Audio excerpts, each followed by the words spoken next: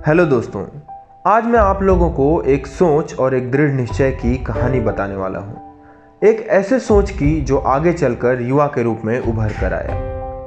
वैसे तो युवा कहने के लिए एक फ्री कोचिंग संस्थान का नाम है, लेकिन यहाँ आने वाले और पढ़ने वाले बच्चों के लिए यह किसी परिवार से कम नहीं है, क्योंकि यहाँ हम लोग बस पढ़ते ही नहीं हैं बल्कि सीखते हैं कि जीवन क्या है, खुशियाँ क्या है, परिवार क्या है, भावनाएं क्या हैं और इनकी वैल्यूज़ क्या है।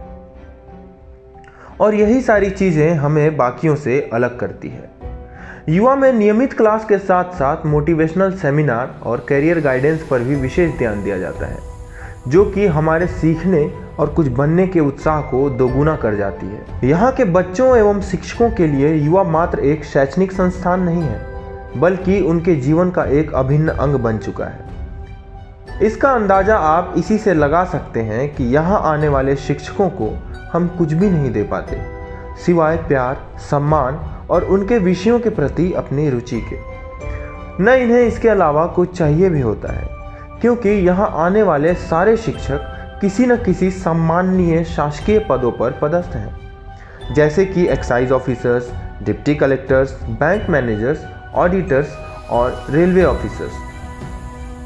वो कहते हैं ना कि फल लगने पर वृक्ष स्वतः ही झुक जाते हैं। ऐसे ही विनम्रता की मिसाल युवा के समस्त शिक्षक भी पेश करते हैं। अब आप ही बताएं कि आखिर ये लोग क्यों यहाँ निस्वार्थ आते हैं? क्या मिलता है इन्हें जो ये अपनी दैनिक कार्यों से छुट्टी मिलते ही अपनी थकान की चिंता किए बिना यहाँ खींचे चले आते हैं? सिर्फ एक ही वजह है, यहाँ के बच्चे जो आर्थिक रूप से तो उतने समर्थ भी नहीं हैं कि किसी बड़े कोचिंग संस्थान में अपना नाम लिखवाकर आगे की पढ़ाई कर सके, लेकिन जुनून ऐसा है कि मानो पर्वत का भी गर्व चूर हो जाए। इस बात की सत्यता आप ऐसे जान सकते हैं कि युवा की शैक्षणिक उपलब्धियां विगत वर्षों में सिर्फ छत्तीसगढ़ ही नहीं बल्कि देश के विभिन्न संवैधानिक पदों तक जा पहुंची है।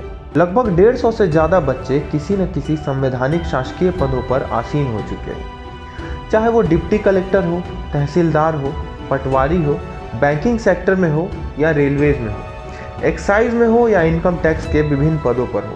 हर जगह युवा के बच्चों ने अपना वर्चस्व कायम किया हुआ है। और सबसे महत्वपूर्ण बात तो यह है कि जो बच्चे सफल होकर शासकीय पदों पर आसीन हो चुके हैं, वो भी युवा से अभी तक जुड़े हुए हैं तथा विभिन्न विषयों को पढ़ाने आते हैं एवं नए छात्रों को समय समय पर प्रोत्साहित करते रहते हैं। इन सब के पीछे जो एक नाम है, जिन्होंने इस सोच को जन्म दिया और फैलाया, जिन्होंने अपने जीवन की परेशानियों से सीखा और सीखते हुए वो सोचा जो आज के इस तेज दिनचर्या में कोई नहीं सोच पाता। इन्होंने सोचा कि जिन हालातों और परेशानियों का सामना मैंने किया, वो कोई और ऐसा बच्चा ना करे जो क्षमतावान हो, जीवन में आगे बढ़ने की जिज्ञासा रखता हो, पर साधन विहीन होने की वजह से आगे नहीं बढ़ पा रहा हो। और वहीं से शुरू हुआ श्री एम राजीव भैया का सफर। और फिर 12 जनवरी सन 2001 को इन्होंने युवा संस्था की नींव रख दी। प्रारंभ में इन्होंने 4 बच्चों से अपने घर में ही पढ़ने पढ़ाने का सिलसिला शुरू किया। यहाँ तक कि इन बच्चों के जरूरत की सारी किताबें और सारा सामान राजीव भैया स्वयं ही उपलब्ध कराते थे। और यह सफ़र निरंतर इस कदर चला कि आज की तारीख तक युवा से निकले हुए लगभग 150 से ज़्यादा छात्र छात्राएं विभिन्न शासकीय पदों तक जा पहुँचे हैं। राजीव भैया के इस सफ़र में उनके सामने बहुत सी कठिनाइयाँ आईं, लेकिन इनकी दृढ़ इच्छाओं के सामने सारी परेशानियों ने दम तोड़ दिए। वो हमेशा कहते हैं, बाहर निकलो, घूमो, ज़्यादा सीखोगे। एग्ज़ाम पास करने के लिए किताब मत पढ़ो, नॉलेज गेन करने के लिए पढ़ो, और अगर नॉलेज होगा तो एग्ज़ाम अपने आप पास हो जाओगे।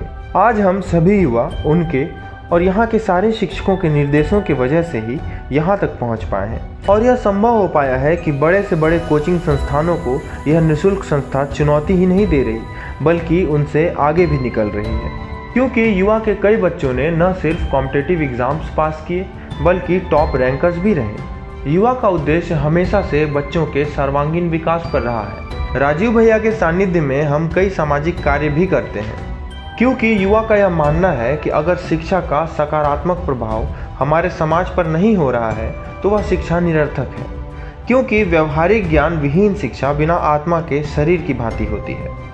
और समाज के प्रति अपने कर्तव्यों को समझने और समझाने के लिए युवा समय समय पर कई सामाजिक गतिविधियों में भाग लेती रहती है तथा कई सामाजिक गतिविधियों का आयोजन भी करती रहती है, जिनमें से मुख्यतः रक्तदान शिविर का आयोजन, स्वच्छता अभियान, तालाब की सफाई, गौशाला की सफाई, एड्स अवेयरनेस प्रोग्राम और महिला सशक्तिकरण को प्रोत्साहित करने के लिए रैली का आयोजन इत्यादि युवा करती रहती है। आप सबों को यह जानकर भी आश्चर्य होगा कि युवा के संस्थापक श्री एम राजीव भैया 81 बार रक्तदान करके छत्तीसगढ़ में सबसे ज़्यादा बार रक्तदान करने वाले लोगों की सूची में शामिल है। और इसमें गौर करने वाली सबसे प्रमुख बात तो यह है कि हर बार उनके साथ कम से कम 30 से 40 लोग रक्तदान करते हैं और यह कदम थमा नहीं है, निरंतर जारी है। और आने वाले 12 जनवरी को विवेकानंद जी के जयंती के अवसर पर युवा फिर से एम्स में रक्तदान करने वाली है। युवा के द्वारा की जा रही ये सामाजिक गतिविधियां निरंतर समाज को नई दिशा दिखाने का कार्य कर रही हैं और साथ ही साथ युवा के द्वारा किए जा रहे इन सामाजिक कार्यों की वजह से यहाँ सीखने आने वाले समस्त छात्र छात्राओं को भी समाज के प्रति अपनी जिम्मेदारियों का आभास होता रहता है। इन सामाजिक कार्यों की वजह से ही यहाँ के बच्चे समाज से अच्छी तरह से जुड़ पाते हैं, सामाजिक समस्याओं को अच्छी तरह से समझ पाते हैं और इस तरह से शुरू से ही हमारे अंदर समाज के प्रति संवेदनशीलता आती है। और यही सारी चीज़ें आगे चलकर जब युवा के बच्चे किसी शासकीय पदों पर आते हैं तो उनके निर्णय लेने की क्षमता में दिखती है। युवा बीच बीच में कई सारी सांस्कृतिक गतिविधियों का भी आयोजन करती रहती है, चाहे वो नाट्य मंचन हो, नृत्य हो, गायन कला हो। हर क्षेत्र में युवा बच्चों को प्रोत्साहित करती हुई दिखती है। प्रारंभ से ही राजीव भैया शैक्षणिक भ्रमण को काफ़ी ज़्यादा महत्वपूर्ण बताते हैं। उनका यह मानना है कि किसी चीज़ को पढ़ने से अच्छा है उसे जाकर देख लो, उसके बारे में जान लो, कभी नहीं भूलोगे। और इन्हीं विचारों के साथ युवा निरंतर आगे बढ़ती जा रही है।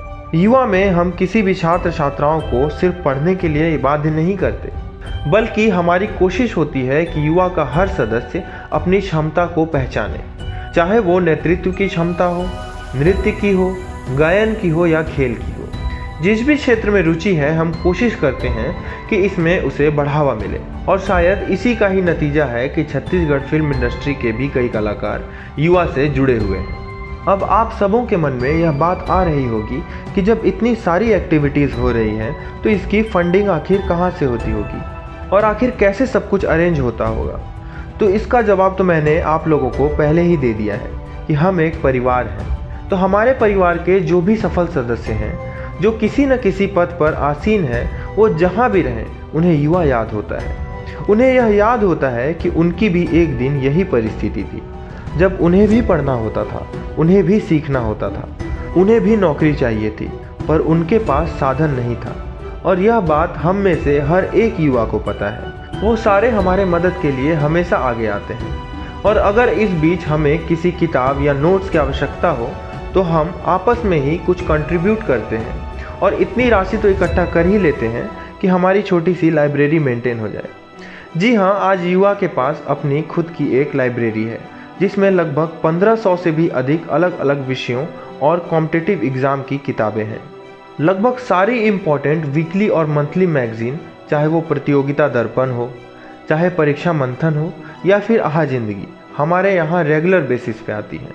रायपुर में आने वाली लगभग सारे इंग्लिश और हिंदी की न्यूज़पेपर्स भी युवा में नियमित रूप से आती हैं और हमारी यह छोटी सी लाइब्रेरी सुबह 8 बजे से लेकर रात 9 बजे तक खुली रहती है।